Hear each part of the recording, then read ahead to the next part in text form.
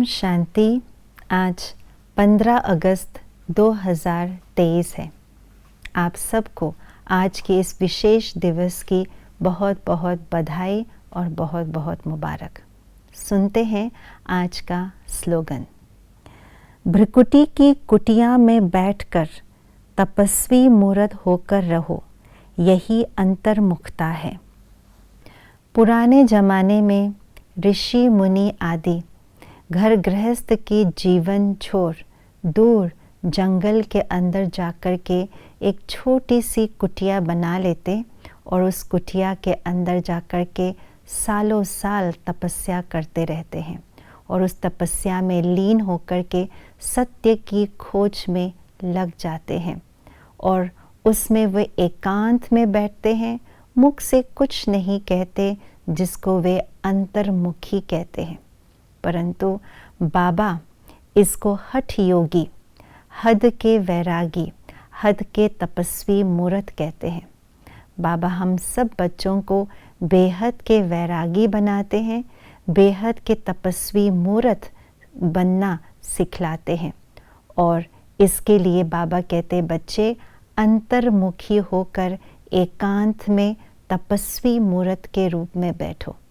तो अंतर्मुखी, बेहद के अंतर्मुखी होना, एकांत में बैठना किसको कहा जाता है? बाबा कहते बच्चे इसके लिए अपने कर्मेंद्रियों से न्यारे हो जाओ और अपने भ्रिकुटी के मध्य जो कुटिया है उस कुटिया के अंदर जो अकाल तख्त है उस पर विराजमान हो जाओ। जब हम आत्मा इन कर्मेंद्रियों से एक एक अंग से न्यारे हो जाते हैं तो अकाल तख्त आत्मा इस भ्रिकुटी के मध्य में विराजमान हो जाते हैं और यही भ्रिकुटी ही कुटिया का रूप बाबा ने बताया है। और जब हम इस कुटिया के अंदर बैठते हैं तो कर्मेंद्रियों से न्यारे होने के कारण न मुख का उपयोग करते, न नैनों के उपयोग करते, न कानों के, न कोई भी कर्मेंद्रियों का उपयोग करते, अर्थात मुख से और मन से शांत रहते हैं।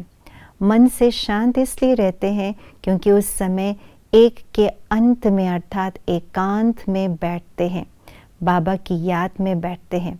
जब उस याद में एक के अंत में खो जाते हैं, इसको कहा जाता है सत्य की खोज में खो जाना, एक सत्य को प्राप्त करने की उस तपस्या में लीन होना। यही है वास्तविक रूप में बेहद की वैराग्य वृत्ति, यही है वास्तविक रूप में एकांत में खोना और इसी को ही अंतर्मुखता कहा जाता है। क्योंकि बाह्य जगत से हम अपने मन रूपी मुख को अंदर की ओर मोड़ लेते हैं।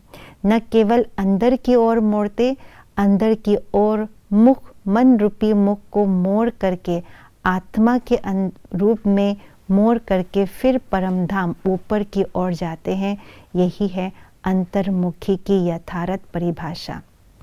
आइए आज हम अंतर्मुखता का अभ्यास करें, अपने शरीर से, अपने कर्मेंद्रियों से न्यारा होकर के अंतर जगत की ओर जाए और उस अंतर जगत से ऊपर की ओर अर्थात परम धाम में एक बाबा के अंत में खो जाए।